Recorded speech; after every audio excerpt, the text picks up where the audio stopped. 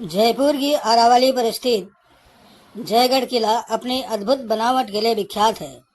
18वीं शताब्दी में सवाई जयसिंह ने इस किले को पूरा करवाया। तभी से यह किला जयगढ़ नाम से जाना जाने लगा।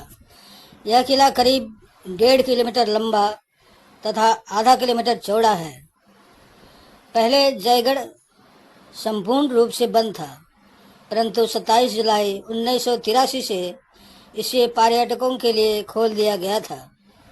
तब से इस किले को देखने के लिए पर्यटकों की भीड़ लगी रहती है। सामरिक महत्व की दृष्टि से किले की वस्तु शिल्पकला बड़े ही अद्भुत कौशल का परिचय देता है। कहा जाता है कि जब मान सिंह काबुल से लौट रहे थे तो उन्हें समाचार मिला कि उनके पुत्र जगत सिंह को मरवा दिया गया है, तो उन्होंने अकबर से अपनी संपत्ति बचाने के लिए इस जगह सारा धन छिपा दिया था।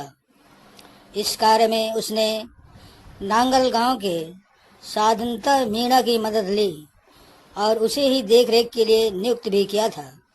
छुपाए धन के बारे में यह भी श्रुति है कि बाद में जय सिंह ने इस धन का उपयोग जयपुर को बसाने में किया था।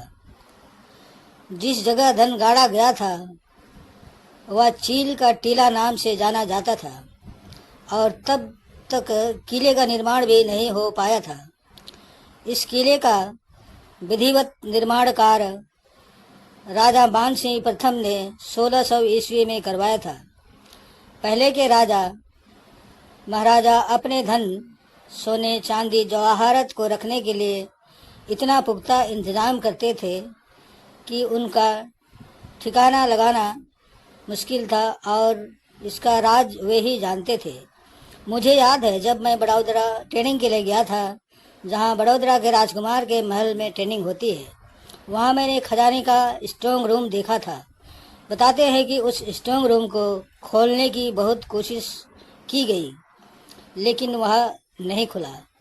कहा जाता है कि अगर उस स्ट्रांग रूम को तोड़ा जाए तो पूरा का पूरा महल ही गिरकर नष्ट हो जाएगा।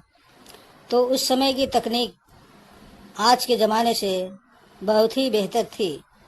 कहा जाता है कि गढ़ी खजाना को बचाने के लिए यही तोपखाना में जगह स्थित है, जहां तोपें तैयार की जाती थी। देश में 18वीं सदी में गन बनाने का कारखाना कहीं नहीं मिलता था। जयपुर के जयगढ़ किले में ही उस समय तोपें गेहूं का भूसा तथा मिट्टी मिलाकर मोल्ड करके बनाई जाती थी, जिसका कुछ प्रमाण आज भी वहां उपलब्ध है। वहीं एक भट्ठी भी है जहां बर्मा से ठोस तोप को गलाया जाता था।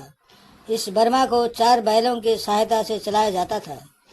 किले में स्थित पिछले दरवाजे की ओर चढ़ाई पर सवाई जयसिंह बाण नामक तोप को अवस्थित किया गया है। यह तोप इतनी भारी भरकम है कि गाड़ी में रखकर ही इसे इधर उधर ले जाई जा सकती है, परंतु यह चारों तरफ घूम जाती है। 1857 में लगाई गई इस तोप की लंबाई 20 फीट है।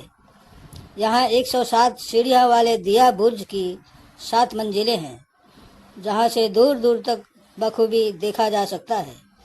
इसे देसी रडार की श्रेणी में भी देखा जा सकता है। यह दिया बुर्ज दुश्मन का पता लगाने में बहुत उपयोगी था।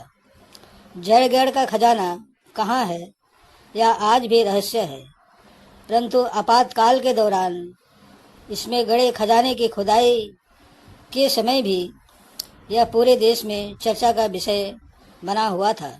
हालांकि लाखों रुपये व्यय करके खुदाई कार्यक्रम पूरे 1 माह के करीब चलता रहा, परंतु वह गड़ा खजाना पाने में सरकार पूरी तरह विफल रही। वहां मात्र एक सोने की मोहर तथा 2 बंदूकें ही प्राप्त हुई।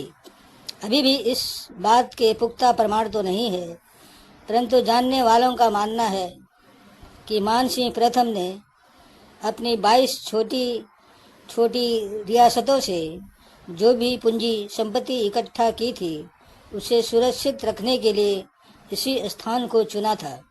यह भी अंदाजा लगाया जाता है कि यदि यहाँ का सोना मिल जाए तो भारत की जनता 7 पुश्तों तक आराम से जीवन यापन कर सकती है।